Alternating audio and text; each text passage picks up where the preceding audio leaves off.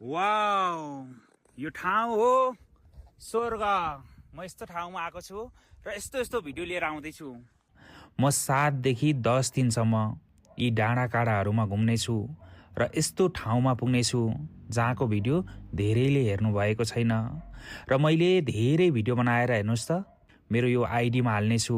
योभन्दा अगाडि 4 वटा भिडियो हालिसकेको छु र यस पछाडि करिब 40 देखि 50 वटा भिडियो आउनेछ।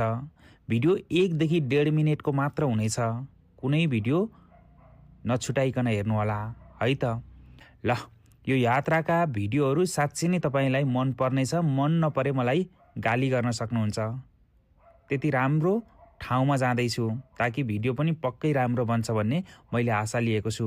मेरो यात्रा चाहिँ एकदमै इन्टरनेट भन्दा पर छ। केही दिनको लागि माथिसम्मको यात्रामा जाँदैछु म।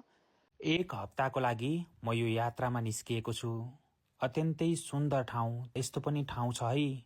त्यहाँसम्मका भिडियोहरू हरेक दिन तपाईले टिकटकहरूबाट हेर्न पाउनुहुनेछ।